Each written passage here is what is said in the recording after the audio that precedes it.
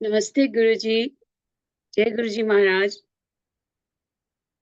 Multilingual सेवादार आप सबका स्वागत करती है और गुरुजी की आज्ञा से मैं लीला जोशी आंटी जी को वेलकम करती हूँ ग्रुप में और उनसे आग्रह करती हूँ कि वो अपनी ब्लेसिंग अपनी जर्नी हमारे साथ शेयर करें। और thank you so much aunty. शुक्राना मालिक, शुक्राना गुरुजी। जय गुरु जी आंटी, जय गुरु जी। गुरु जी के चरणों में कोटि कोटि प्रणाम। और आप सब जो भी सुनने वाली संगत है, उन सबको भी मेरा प्यार भरा नमन। सबसे पहले तो गुरु जी का बहुत बहुत अति शुक्रिया, बहुत बहुत शुक्रिया गुरु जी का। और दूसरा शुक्रिया अंकल का, जिन्होंने मुझे हमेशा गुरु जी का आशीर्वाद दिलवाने के लिए कहिए या जो भी कह लीजिए कि जो कभी सत्संग करता है उसका भी भला, जो सुनता है उसका भी भला और उनका भी भला गुरु जी करें। जो हमेशा मुझे आगे रखते हैं, कहते हैं कि आप सत्संग करिए, आपके ऊपर कृपा है, बहुत कृपा है गुरु जी की। बहुत उनका शुक्रिया, सभी का शुक्रिया। तो गुरु जी के चरणों में फिर से प्रणाम करती हूँ। जो भी मुझसे कहलवाएं गुरु जी, आज जो भी सत्संग मुझसे कहलवाएं गुरु जी, आप मेरे अंग संग हैं हमेशा। गुरु मेरे संग सदा है नाले। तो उन्हीं को सिमरन करते हुए मैं आज का अपना सत्संग करूंगी। जहां तक हो सके, जो मुझे गुरु जी के साथ जो भी मेरा अभी अनुभव रहा है उसी को शेयर करूंगी। ओम नमः शिवाय। शिव जी सदा सहाय। ओम नमः शिवाय। गुरु जी सदा सहाय।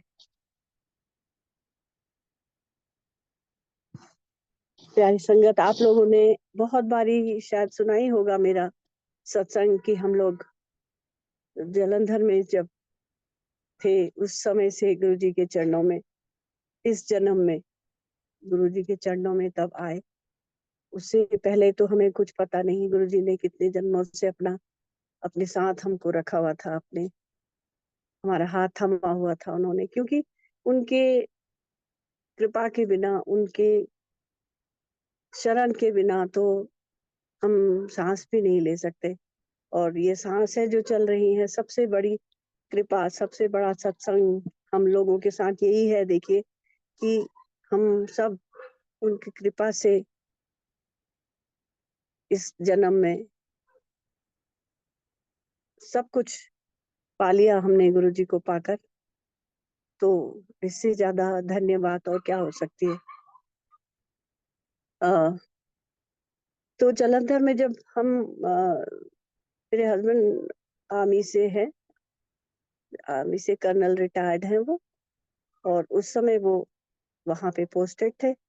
उस समय हम उन गुरुजी के जब गुरुजी ने जैसे बुलाना था उसी समय हम गए, क्योंकि उससे पहले जैसे हमारे एक दोस्त गुरुजी के जो भगत थे वो आए, हमारे घर में रहे। उन्होंने कहा भी शायद मेरे हस्बैंड को कि हमें गुरुजी के वहां चलो, लेकिन उस समय हमारा समय नहीं था। और मेरे हस्बैंड ने बोल दिया कि नहीं, मैं कोई बाबा बाबाओं के यहाँ नहीं जाता हूँ, और हम लोग नहीं गए। लेकिन जब गुरुजी की खींच थी, जब गुरुजी को मालूम था कि हमारा समय कब है, और उन्होंने कुछ भी बानक बना के, समझिए बानक का मतलब कुछ एक बहाना होता है ना कि किस किस लिए हम गए करके। तो जैसे मेरे हस्बैंड जब थे वहां पे अपने ऑफिस में ही, उनको कुछ निजी हुआ, जो भी हुआ, उनके मन में एक इस तरह की भावना आई कि मुझे नौकरी नहीं करनी है और मुझे चले जाना है यहाँ से। और पता नहीं गुरुजी की उस समय क्यों उनकी याद आई, क्योंकि मैं कभी सोचती हूँ कि आप सोचते हैं ना हम लोग की, मालूम नहीं क्यों गुरुजी की याद आई।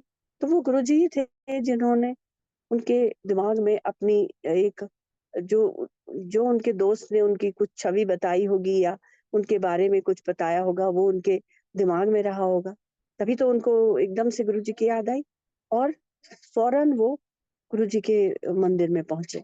वहां ये बताते हैं कि 3-4 बारी में गया और मुझे गुरुजी नहीं मिले और गुरुजी कहीं गए होते हैं कि जो भी सेवादार होते थे वो बोलते थे कि नहीं है गुरुजी यहाँ। और लेकिन ये बातें मुझे बिल्कुल पता नहीं थी। और बाद में गुरुजी ने भी जब बताया कि मुझे भी लेके आने को कहा, आंटी को लेके आना, तब हमें ये भी नहीं पता था कि आंटी अंकल कहते हैं गुरुजी सबको। तो उस तब मैं भी गुरुजी के दरबार में पहुंची थी और बिल्कुल भी नहीं ज्ञान था इस चीज का कि कहाँ जा रही हूँ मैं। और बस जैसे एक अपने हस्बैंड के साथ जैसे अब उनको फॉलो करना होता है, बस समझिए वही मेरे अंदर। न ही कोई विचार था, न ही कोई सवाल थे, न ही कोई इफ एंड बट्स थे कि मैं क्यों, कहाँ, कैसे जा रहे हैं। बस गुरुजी के पास गए और उनकी कृपा इतनी कि पहले ही दिन से ही मुझे उसी समय से ही जैसे ही मैं पहुंची थी, उन्होंने अपने चरणों की सेवा मुझे दी। और जो भी मेरे बारे में जो भी वो जानते तो वो सभी कुछ थे, लेकिन अ, सब कुछ उन्होंने ऐसे बता दिया। और हम लोग बस हंस बोल के इसी तरह से अपना टाइम निकालते थे। हमें नहीं पता था हम ईश्वर के समक्ष बैठे हुए हैं। ये बातें तो हमें गुरुजी के समझिए समाधि लेने के बाद ही पता लगी कि वो भगवान है, वो महाशिव हैं। लेकिन जो भी था, गुरुजी अपनी जो अ, अपना जो स्वरूप है, अपना थे तो वो मनुष्य रूप में ही, लेकिन किसी न किसी रूप में वो बातों में हम लोगों को बताया करते थे। लेकिन माया का पर्दा भी वो उसी तरह से हमारी आंखों में डालते थे कि हमें कुछ आगे उससे पता ना हो। और वो बिल्कुल ऐसा ही बर्ताव करते थे जैसे हम साधारण मनुष्य करते हैं, जैसे हम आपस में बोलते हैं, मजाक करते हैं। तो मैं वहाँ की छोटी छोटी घटनाएं आपको बताऊंगी। मैं भी वहाँ पे स्कूल में पढ़ाया करती थी और मंदिर जो था वो सुबह से ही खुला होता था, 9 बजे से सब कोई संगत अलाउ होती थी, कोई आता जाता रहते थे। और सब जने जो भी आता था वो चाय प्रसाद जरूर पी के जाते थे। वो गुरुजी का हुक्म ही था। और जो भी जाता था वो खुद ही जाके बना सकते थे। वहां ऐसा नहीं था कि कोई कोई पर्टिकुलर पर्सन ही जो है वो चाय बनाएगा, ऐसा कुछ नहीं था। तो सुबह से खुला होता था। एक दिन मेरे स्कूल में जल्दी छुट्टी हो गई और मैं सीधे मंदिर ही चली गई। बहुत नजदीक था वो स्कूल। वहाँ का सेंट जोसेफ्स बॉयज स्कूल था, वहाँ पढ़ाती थी मैं। और गुरु जी का मंदिर तो 100 मीटर भी नहीं होगा वहां से। तो मैं वहां चली गई और गुरुजी मैं अक्सर देखती रहती थी कि गुरुजी कुछ पीते थे या जो भी करते थे तो अपना प्रसाद किसी न किसी को दे दिया करते थे। तो जैसे अंदर से इच्छा होती है ना कि मुझे भी कब देंगे गुरुजी अपना प्रसाद, अपना कब देंगे गुरुजी, ऐसे मुझे अंदर से लालसा होती थी। और मुझे तो नहीं पता था उस समय कि गुरुजी मन की बात जानते हैं, लेकिन वो तो जानते ही थे कि मैं क्या सोचती हूँ। और मैं उस दिन स्कूल से आके और बस गुरुजी के चरणों में बैठी थी और कोई जो भी सेवादार थे वो गुरुजी के लिए चाय लाए और गुरुजी को दिया। उसके बाद हम लोग को भी, जो 4-5 लोग थे वहां पर, हम लोगों को भी दिया। तो मेरे अंदर की बात गुरुजी जानते थे। मैं गुरुजी के पास ही, गुरुजी अपनी गद्दी पे बैठे हुए थे, लेकिन साधारण अपना वही वो वाले ही कपड़ों में, जो जैसे वो घर में कुर्ता पजामा या बरमूडा वगैरह पहन के घूमते थे वैसे ही।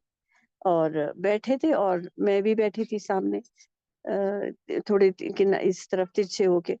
तो मेरे अंदर मैंने बिल्कुल गर्दन नीचे करके मैं बिल्कुल देख नहीं रही थी गुरुजी की तरफ। और लेकिन मेरे मन की बात गुरुजी जानते थे। और जब मेरे को प्रसाद मिला तो मेरे अंदर से मन में आया कि अभी नहीं, नहीं पीऊंगी ये, गुरुजी देंगे मुझे तब पीऊंगी। और आप मानेंगे नहीं कि मेरे को आधा ग्लास गुरुजी ने अपना पिया और झट से मेरी तरफ ग्लास करके बोले, ले, मतलब जैसे मैं तेरे मन की बात जानता हूँ कि तू, मैं जब दूंगा तभी पिएगी वाला। और गुरुजी ने सचमुच, और बाद में मैं थोड़ा पछता भी रही थी कि मैं क्या ये क्या मैं बोल रही हूँ गुरुजी से, गुरुजी को मैंने पीने भी नहीं दी चाय, ऐसे करके। खैर जो भी था, मतलब मेरा कहने का कि देखिए, ये बातें हमें बाद में पता चली कि गुरुजी सब मन की बात पढ़ते हैं। आप सोचिए और क्षण भर में वो चीज सामने आ जाती है। तो ईश्वर के सामने हम बैठे होते थे, लेकिन हम जानते ही नहीं थे कुछ, माया का पर्दा उन्होंने डाला हुआ था। ऐसे ही हमको वहीं जलंधर में ही जब हम जाते थे तो रोज गुरुजी जो है वो, जैसे जब लंगर होता था तो कुछ लोगों को ही रोकते थे, बाकी लोगों को अमृत प्रसाद देकर ही वापस भेज देते थे। जिस जिसको लंगर खिलाना होता था या जो भी कह लीजिए, उन लोगों को, कुछ लोगों को ही रोकते थे। और मुश्किल से उस समय 20-30 लोग होते होंगे, और गुरुजी अपने हाथ से भी कभी कभी लंगर दिया करते थे। हम ही लोग थाली लगाते थे और प्रसाद अपने हाथ से ही वो किया करते थे, परोसते थे, थालियों में डालते थे, और फिर बोलते थे कि ये फलां को दे दो, फलां को दे दो। तो इस तरह का माहौल रहता था वहां पे, जैसे घर में बैठे हुए। तो हम लोग हम अब शुरू शुरू में तो ऐसा होता था कि रोज लंगर खाते थे हम वहाँ। हमारे मन में एक दिन हम दोनों हस्बैंड वाइफ बात करने लगे घर पे कि रोज जाके वहां पर खाना खाते हैं हम, और आज ऐसा करते हैं कि घर से खा के चलते हैं, थोड़ा लेट चले जाएंगे गुरु जी के यहाँ, और घर से खा के जाते हैं। तो घर से खा के गए, और वहां पहुंचते ही गुरु जी ने, जैसे ही हम वहां पहुंचे, इतनी बड़ी थाली में ढेर सारी चपातियां, और अपने हाथ से वो थाली इनको पकड़ाई। बोला, चल आओ जोशी अंकल, ये लो प्रसाद, लंगर छक्को, लंगर छक्को, कहा गुरु जी ने।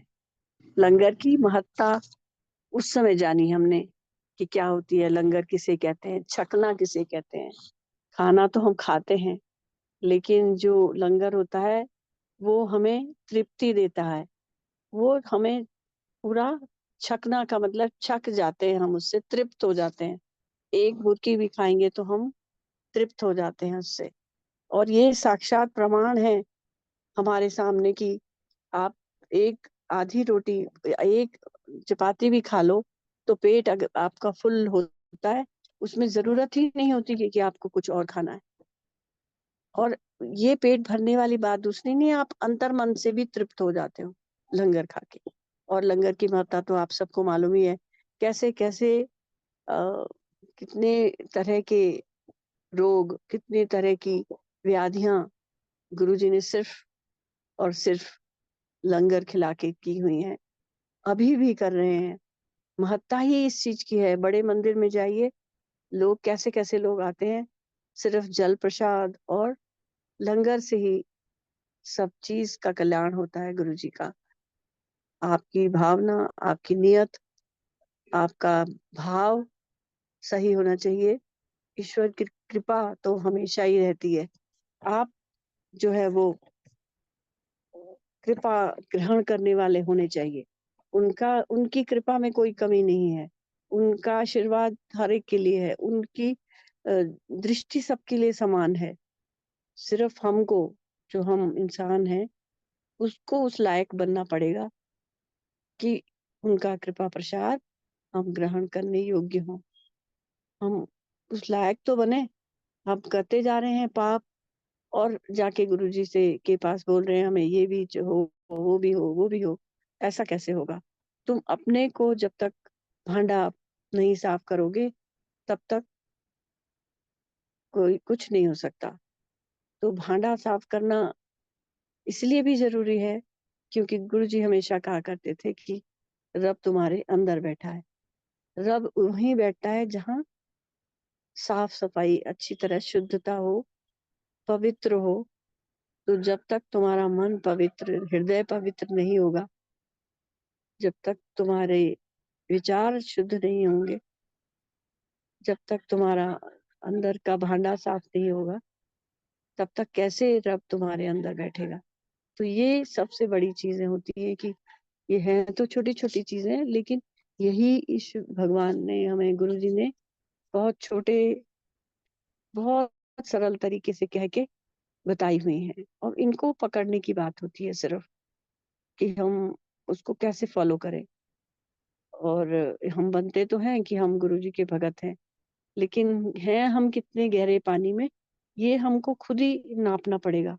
कोई दूसरा जना नहीं बताएगा हमको कि तुम कितने भगत हो, या दिखाना है। दिखावा तो खैर गुरु जी को बिल्कुल बिल्कुल गुरु जी सियाणपा कहते थे। गुरु जी हम मैंने सियाणपा नहीं चाहिए। सियाणपा क्या मतलब है कि तुम अ, चालाक मत बनो, दिखाओ मत लोगों को कि मैं तो बहुत ही भारी भगत हूँ। तो वो चीज गुरुजी जो है वो प्रैक्टिकल गुरु थे। गुरुजी तो इस तरह से गुरुजी जो अ, अपनी अपनी वाणी, अपना जो वचन है वो जो कहते थे, वो ऐसे ही छोटे छोटे रूपों में कह डालते थे। उसको हमने कितना पकड़ा वो हम पर निर्भर है। कह के कान से, एक कान से सुना और दूसरे से निकाल दिया, तो फिर वो गुरु जी की कृपा पात्र हम कैसे बन सकते हैं। तो इसलिए खुद को देखना बहुत जरूरी है। तो दूसरों को उपदेश तो सब जने देखते हैं, लेकिन अपने को देखना, इसीलिए मैं खुद को भी, खुद से भी कहती हूँ ये बात कि जो भांडा है वो अपना देखो, भांडा दूसरे का कभी नहीं देखना चाहिए कि तू कैसा है, मैं वो कैसा है। खुद अपना भांडा, हर एक जना कोई अपना अपना भांडा देखेगा तो वो ही सबसे सही रहेगा मेरे ख्याल से तो। और अब सत्संग जो है वो मैं इसी तरह से हमारे बहुत चीजें, जैसे भुलेखों से गुरुजी दूर रखते थे। हमेशा गुरुजी भुलेखों से दूर रखते थे। ये जो कहते थे, जैसे कहते हैं ना कि माला जपो, या फिर कोई छोटी छोटी वो होते थे कि बिल्ली रास्ता काट गई, ये कला या फलाना कुछ भी, मतलब ये जो भुलेखे हमारे अंदर भरे हुए हैं, जिसका हमें असली मतलब पता नहीं, हम क्यों उनको फॉलो करते हैं ये नहीं पता। सिर्फ वो रूढ़िवादी जैसे हमने सुने हुई हैं जो चीज, उनको ही फॉलो करते हैं। उन चीजों से गुरुजी हमको दूर करते थे। मैं आपको एक सत्संग सुनाती हूँ उसी का। जब जब ये जो शुक्रवार का व्रत करते थी, मैं और मेरे हस्बैंड दोनों करते थे गुरुजी के पास आने से पहले। और हम लोग क्या करते थे, कुछ लोग मिलके, जैसे आपस में फ्रेंड्स हम लोग करते थे ये। और फिर एक मंदिर मंदिर था वहां पे, संतोषी माता का, वहां जाते थे और खाते थे। और फिर वो करेंगे और फिर छोड़ देंगे, और फिर करेंगे फिर छोड़ देंगे, ऐसे करके करते थे हम लोग, लेकिन करते थे। और हमें नहीं पता था कि गुरुजी के पास क्या रहता है। शुरू शुरू की बात बता रही हूँ। तो एक बार क्या हुआ कि हमारी मैरिज एनिवर्सरी पड़ी शुक्र के दिन, और गुरुजी के यहाँ तो फिर सब चीज प्याज वगैरह का लंगर होता था या जो भी। और व्रत किया हुआ था हमने। तो हम लोग, जैसे मैं अभी बोल रही हूँ ना आपको सियाणे बनना, तो हम बड़े सियाणे बने उस टाइम। हमने सोचा गुरुजी को क्या पता चलेगा कि ये घर से खाना वो करके आ रहे हैं या शाम को नहीं आएंगे आज। हमने सोचा दोनों जनों ने कि चलो आज जो है वो हम दिन में जाके मत्था टेक के आते हैं, गुरु जी से आशीर्वाद लेके आते हैं। और शाम को आज नहीं जाएंगे क्योंकि फिर वहां खाना खाना पड़ेगा वहां। और क्या बोलते हैं, उसमें खट्टा होगा, उसमें प्याज होगा, ये फलाना ढिमाके हमारे दिमाग में भरी हुई थी जो चीजें। और आपस में हम मशवरा करके हम पहुंच गए गुरु जी के यहाँ दोपहर में। और वहां पहुंचे तो आप मानिए कि कभी भी दिन में तो कोई लंगर होता ही नहीं था। दिन में तो वहां खाना बनने वाला तो कोई प्रश्न ही नहीं।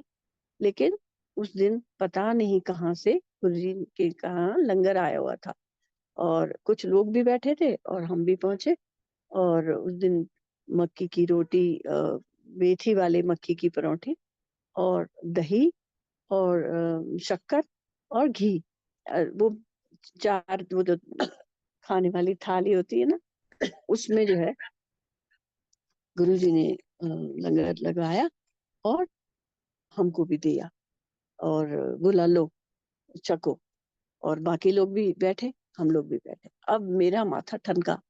मैंने कहा बाप रे, ये तो शुक्रवार का व्रत है मेरा, और मैं क्या करूं अब। ये तो गुरुजी ने दही वही सब रखा हुआ है, और ना कुछ कह सकते थे गुरुजी से। तो जोशी अंकल तो अपना शुरू हो गए, उनका भी व्रत था, लेकिन वो बिना सोचे समझे उन्होंने तो खाना शुरू कर दिया। और मैं अंदर से कुरमुराती रही, अपना क्या करूं समझ नहीं आया। और मैंने सोचा गुरुजी को क्या पता चलेगा। चुपचाप जो है वो परोठी और जो शक्कर रखा था, मैंने कहा शक्कर के साथ वो खा लेती हूँ, दही वही नहीं खाती, और आज शाम को नहीं खाऊंगी, ये अपने मन में सोची जा रही हूँ। और क्या कहते हैं, गुरु जी को तो पता लगेगा नहीं। मैं जो है इनको इशारा कर दिया, मैंने कहा मैं ये दही वही नहीं खाऊंगी। और वो उन्होंने अपना सब कुछ खा लिया, और खा पी के हम लोग बड़े, मैं सियाणी बनी और बैठ गए वहां। और बैठे तो थोड़ी देर में गुरुजी ने मुझे बुला लिया, और गुरुजी कहने लगे कि कीनू रखे हैं किचन में, कीनू रखे, छील के लिया, छील के थाली में लिया, और लूण पाके लाई। हे भगवान, मैं तो गई किचन में। अब गुरुजी का हुक्म पालन तो करना ही था, चाहे तुम कुछ भी करते रहो। मैंने तो बस मैंने उठाए, वो कीनू उठाए और छीले, और थाली में एक एक फांकी निकाली, और सारी थाली में फैलाए, नमक डाला, और ले आई थाली। थाली लेके गुरुजी के सामने आके खड़ी हो गई। गुरुजी ने हाथ भी नहीं लगाया थाली को, मेरे को बोले कि बरता दे। तो जितने लोग बैठे थे उनको सबको मैंने अपने हाथ से वो एक एक फांकी, दो दो फांकी, एक एक फांकी सबको बांटी। अब आप सोचिए, गुरुजी ने मेरे हाथ से, जो मैं इतनी सियाणी बन रही थी कि गुरुजी को क्या पता चलेगा, दही तो मैं खा नहीं रही हूँ। तो गुरुजी ने कहा चालाकी कर मत मेरे साथ। और जो है गुरुजी ने मेरे हाथ से वो सारी जो वो थे तीनों, एक एक करके वो सब बंटवा दिए मुझसे। मैंने बांट दिए जी, जितनी संगत बैठी थी।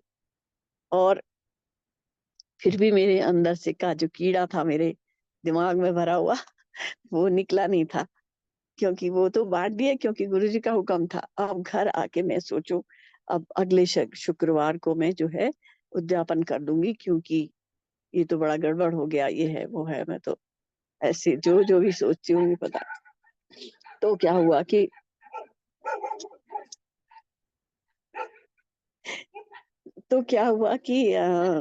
गुरुजी ने जो है फिर नेक्स्ट वो आया, फ्राइडे आया, तो मैंने अपने बेटे को बोला कि तुम आज खट्टा नहीं खाना, खट्टा नहीं खाना, क्योंकि आज मैं जो है वो उद्यापन करूंगी।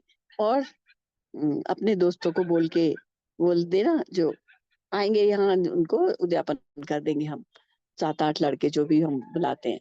तो ठीक है जी। नेक्स्ट डे, नेक्स्ट वो आया शुक्रवार, और मैंने तैयारी कर ली। और सुबह जो था वो क्या होता था उस समय, कि जो वहां पे सेवादार होते थे, सुदामा भैया और भी कोई लोग होते थे, 2-1 लोग होते थे शायद। और तो हमारे जो भी हमारे घर में सुबह ब्रेकफास्ट बनता था, वो वहां ले जाके उनको देते थे, सुदामा भैया लोगों को। तो और दिन कोई भी चला जाता था देने के लिए। तो उस दिन छुट्टी का दिन था, और नहीं, उस दिन छुट्टी थी या जो भी था, मुझे याद नहीं है बिल्कुल भी। मेरा बेटा जो था वो उस दिन वो टिफिन लेके गया वहाँ भैया के लिए।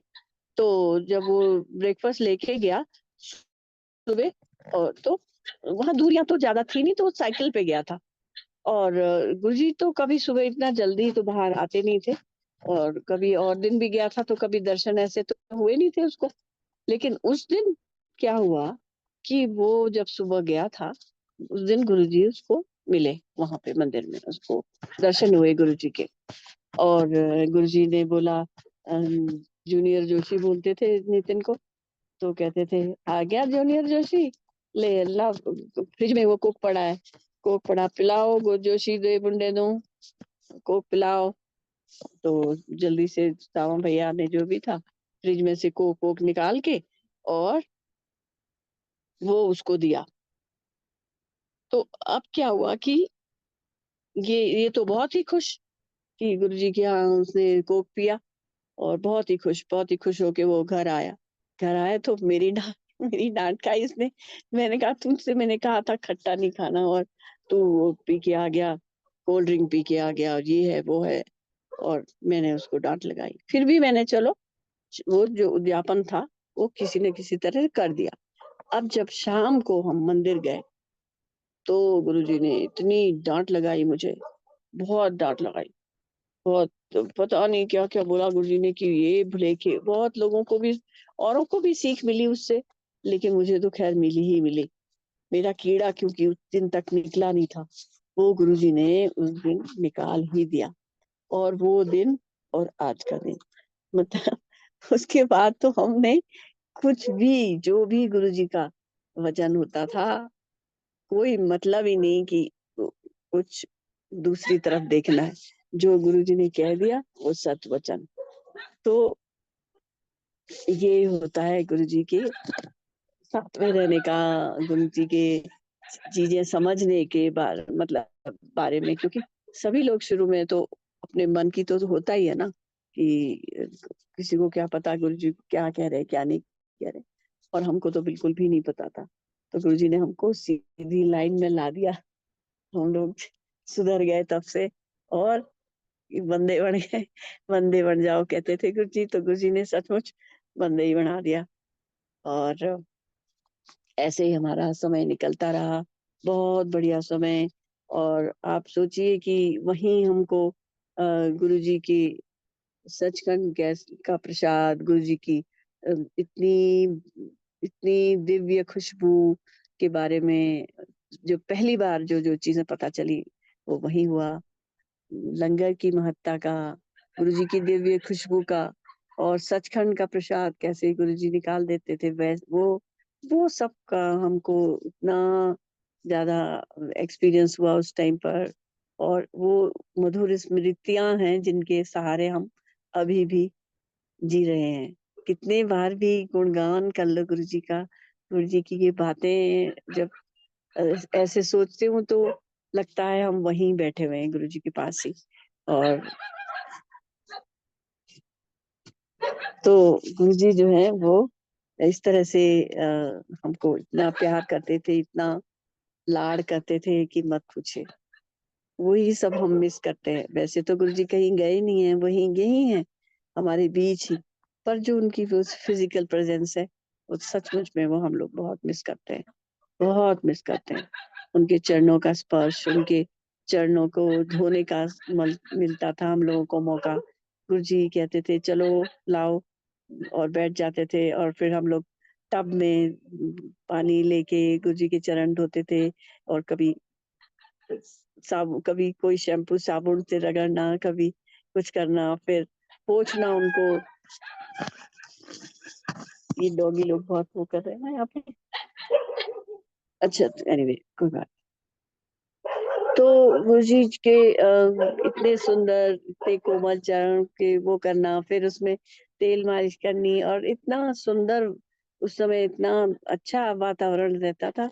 और हमारी इतनी लंबी जो जर्नी जो भी गुरुजी के साथ बीती उस टाइम पर, लगता ही नहीं कि इतने सालों साल हम गुरुजी के साथ रहे। वो समय तो पता नहीं कहाँ निकल गया, कहाँ चला गया, कुछ भी नहीं पता, कुछ याद ही नहीं रहता कब और कैसे उड़ गया वो समय। और वो यही मधुर यादें गुरुजी की जो है वो साथ साथ है हमारे। और उसके बाद देखिए हम लोग वहाँ की तो, वहाँ अक्सर आते थे गुरुजी, अक्सर आते थे। और गुरुजी जब आते थे तो हमेशा मुझसे बोलते थे कि तू जा, पहले घर पे जाके लंगर बनवाई, और कान में चुपके से मुझसे कहते थे कि मैं कितने कितने लोगों को लेके आऊंगा ये भी बता देते थे मुझे।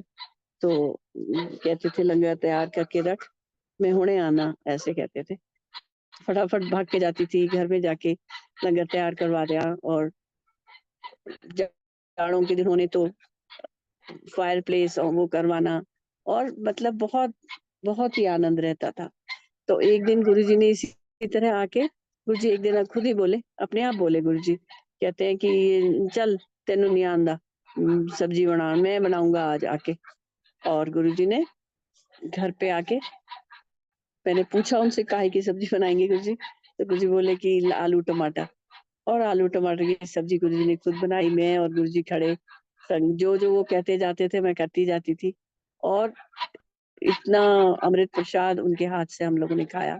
मतलब आप सोचिए कि बिल्कुल ना कुछ ढूंढना ना कुछ करना, एक एक जो ओंकार की जो ध्वनि गुरुजी, एक ओम की ध्वनि उनके हमेशा गूंजती रहती थी उनके अंदर से। तो वो आवाज करते रहते थे गुरुजी, और उसको करते करते किचन में खड़े होके गुरुजी जो जो मुझसे कहते रहे वो मैं करती रही। मसाले पीसे उसमें, सारी हल्दी उड़ल दी उन्होंने मसालदान की, और मैं है कर रही हूँ, मैं सोच रही हूँ गुरुजी कितनी सारी हल्दी डाल दे रहे, लेकिन जी जो है वो इतनी सारी मिर्ची, हरी मिर्च भी, लाल मिर्च भी, दूसरी मिर्च भी, वो सब पीस के, ना कुछ भूनना ना कुछ करना, और वो दिव्य प्रसाद जो है वो गुरुजी ने बनाया। और और और वो जो अमृत जब सब लोगों ने खाया ना, तो मत पूछिए कितना आनंद, कितना आनंद। और परौठियां मैंने बनवा के रखी थी पहले पहले ही, और जब वो सीटी लगा दी, कुकर की कुकर की सीटी लगा दी, और अ, बजती रही वो सीटियां, और गुरुजी बोले ही ना कि भैया वो करना है, बंद करना है, कुकर बंद करना ही नहीं बोले गुरुजी। और वो जो है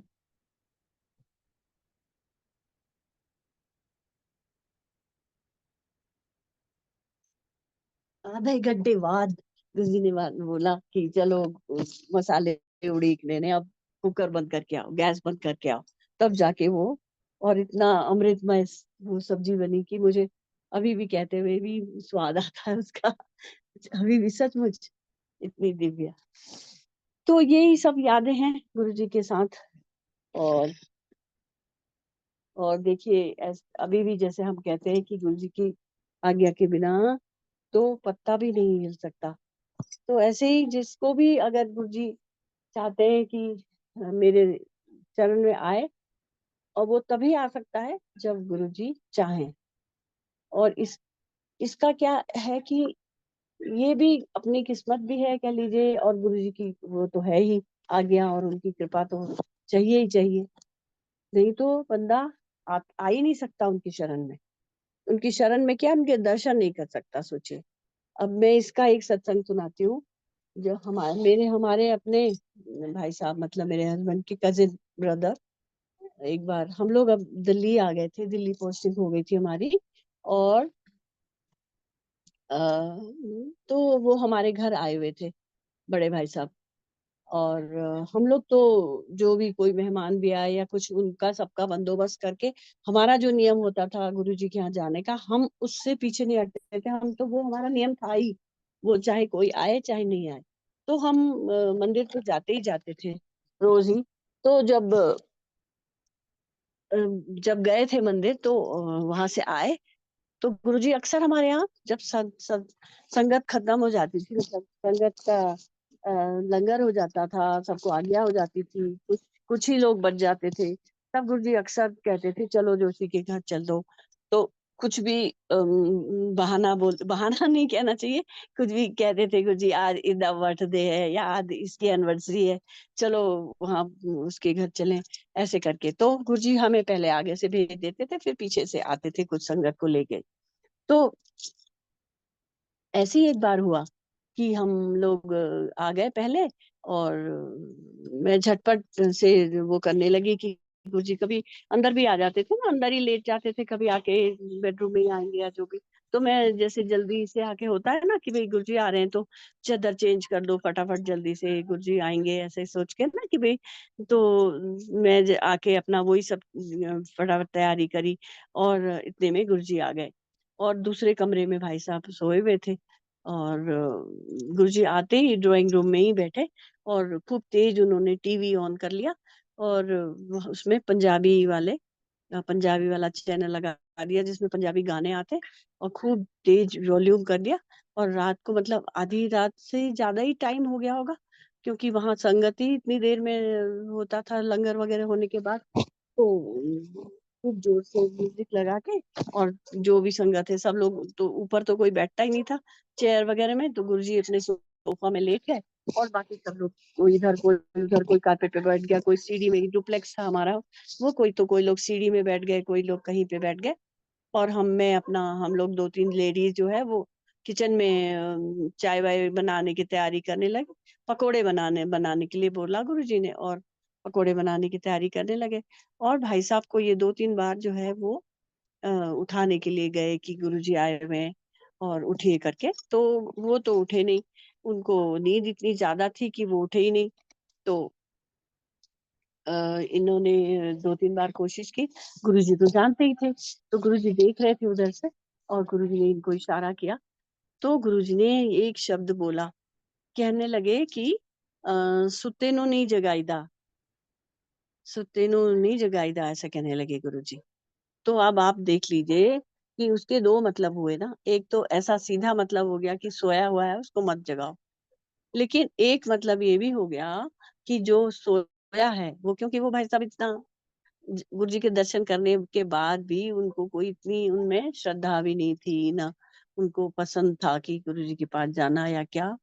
तो गुरु जी को तो सब पता था ना कि वो क्या है उनके अंदर चल रहा। तो गुरु जी कहने लगे, सुते नु नी जगाईदा नहीं, सुते नु सोण दे उन्नु, सो तेरा सोता है तो सो नहीं दे, ऐसे कहने लगे गुरु जी। तो हम चुप हो गए, हमने नहीं उठाया उन्हें।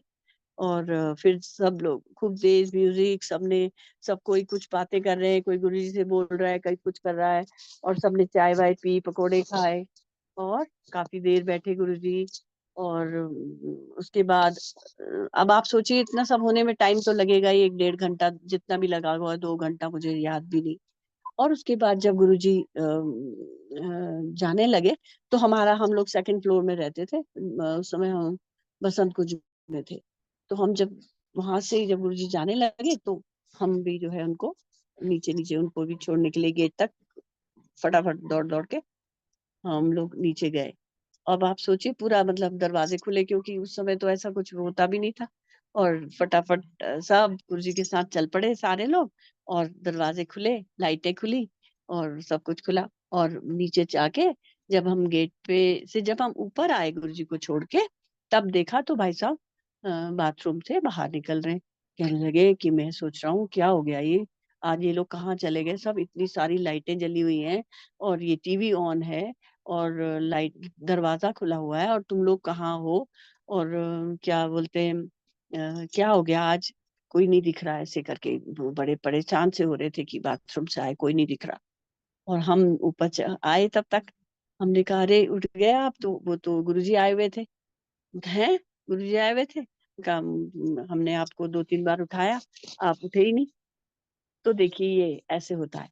तो ये कहने का मतलब ये है कि गुरु जी को भी पता होता है किसको किसको दर्शन देने हैं, किसको नहीं देने हैं, और कौन किस, जो भी कह लीजिए, उसको वो चीज तो मैं नहीं बोलूंगी कुछ भी। वो तो गुरु जी को ही पता है कि क्या किसके अंदर क्या है, और किसको गुरु जी ने, वैसे तो भगवान है वो, वैसे तो वो सबके ऊपर कृपा ही करते हैं। मेरे बेटे की शादी में आए, हमारे सारे परिवार, हमारा, हम लोग की बहुत बड़ी फैमिली है। मेरे मेरे साइड में भी, मेरी साइड में भी, और मेरे हस्बैंड की साइड की, दोनों साइड की खूब बड़ी फैमिली, सब लोग आए, क्योंकि मेरे बेटे की, बड़े बेटे की शादी थी।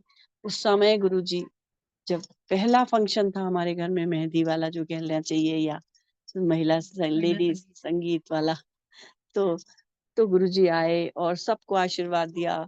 और स्पेशली गुरुजी के से पूछ के जो आधा आधा किलो का एक एक लड्डू जो था, मतलब एक आधा किलो का भी नहीं होगा, एक पाव पाव का तो पक्का ही होगा, जो बड़े बड़े वाले लड्डू बनते हैं, वो स्पेशल लड्डू बनवाए, और गुरुजी ने एक एक लड्डू सबको बांटा कि ये तुम्हारी पूरी फैमिली के लिए है, ऐसा कह कह के। और गुरुजी ने अपने हाथ से प्रसाद घर पे बांटा, और खूब सबसे बोला कि रौनका लगाओ, खूब वो करो, सारे जैसे अपने ऊपर सारे कार्ड गुरुजी ने सबको, सारी संगत को बांटे, अपने हाथ से लिख लिख के गुरुजी ने वो सबको कार्ड दिए। और हमारे घर में अ, जब पहला फंक्शन, तो सबको खूब, मतलब इतना बढ़िया हुआ, मतलब सारे परिवार को आशीर्वाद दिया गुरुजी ने, जो जो नहीं भी मानते थे उन लोगों को भी इतना आशीर्वाद मिला। और उसके बाद फिर गुरुजी, वो जब लास्ट जो भी रिसेप्शन वाला फंक्शन था, उसमें भी गुरुजी आए, और सारी संगत जो जिन जिन को नहीं मिले होते हैं ना कार्ड वार्ड, जैसे कहते हैं ना, जब गुरुजी कार्ड देते थे, जिनको पता है उनको दो दो तीन तीन लोग के नाम भी एक एक कार्ड में लिख देते थे गुरुजी की। तो बड़े खुश होते थे सब लोग कि आज हमें वो गुरुजी ने कार्ड दिया हुआ है और कौन सी शादी में जाना है। तो जिस दिन रिसेप्शन था उस दिन थर्सडे था शायद, तो थर्सडे संगत होती थी थर्सडे वाले दिन। और जिन जिनको नहीं मिला था उनको तो मालूम था कि गुरुजी आज वहां रिसेप्शन में जाएंगे। और तो और गुरुजी देखिए कैसे सबके मन की बातें जानते हैं। गुरुजी ने ना सबको बोल दिया, उस समय बैठे थोड़ी देर गद्दी पे, और फिर सब लोग को बोल दिया चलो सारे उधर जोशी के मुंडे का रिसेप्शन है, कैंट में था। और सब लोग बड़े खुश। और जो जैसा था उस समय बिल्कुल ये सब ध्यान ही नहीं रहता था कि नहीं तो शादी के उसमें जाना है, सज धज के जाना है, क्या क्या करके जाना है। और कोई नहीं, जो जैसा है। गुरुजी के संगत में तो ऐसी सब एक से एक, सब एक से एक दिव्य ही होते थे सब। और लेकिन बाद में हम सुनते थे ना कि ऐसा ऐसा हुआ था, ये सब बातें। तो सब लोग आए, सारे लोग आए, और गुरुजी जहाँ बैठे थे सब लोग वहीं पे लाइन से वहीं पे नीचे ही सारे के सारे बैठ गए। जहाँ पे गुरुजी का आसन लगा था उधर ही नीचे सब बैठ गए। और गुरुजी ने धीरे धीरे फिर सबको भेजा, जाओ थे वो उसको दे, मुंडे को दे, उसको बहू को देख के आओ। तो गुरुजी ऐसे इतना मतलब जैसे घर के जो बड़े होते हैं जिस तरह से आशीर्वाद देते हैं, जिस तरह उनका प्यार जितने सबको दिया उन्होंने इतनी खुशी से। और हम लोग तो बिल्कुल बिल्कुल बेफिक्र होते थे उस टाइम पर कि कुछ भी करना है तो बस कुछ ध्यान ही नहीं रहता था। और हमारे घर में जितने मेहमान आए थे ऐसे गुरुजी सबका इंतजाम करके रखते थे। गोपाल अंकल को तो कब से बोला हुआ था कि जोशी के यहाँ मेहमान आएंगे तो तुम अपने यहाँ ठहराना। और कोई भी हमारे यहाँ के मेहमान जो थे, जो भी इंतजाम किए हुए थे, कहीं कोई जाने को तैयार नहीं, कहते थे नहीं हम इधर ही घर में ही रहेंगे, सब एक साथ मिलके एक ही जगह पे रहेंगे। और लकीली हमारा वो जो किराए पे था वो मकान, वो भी डुप्लेक्स मकान था। तो उसमें एक कमरा जो था वो मकान मालिक ने बंद किया हुआ था, वो भी बड़ा सा हॉल था। और वो भी खुलवा लिया, ऊपर की किचन खिलवा ली।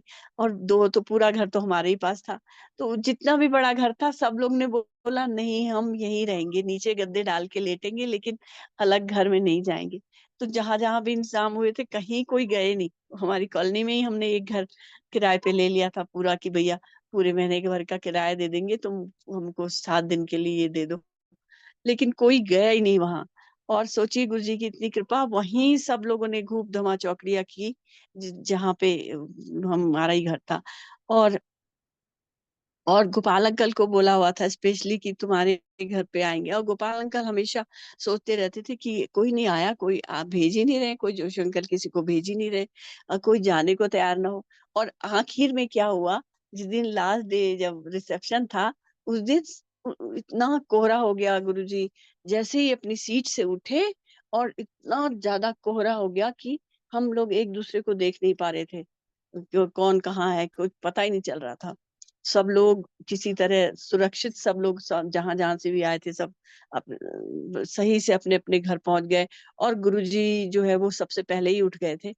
और लास्ट में क्या हुआ, जो दूल्हा दुल्हन थे मेरा बेटा और मेरी बहू, वो गोपाल अंकल के घर में जाके वहां गए रात को, उनके यहाँ रुके।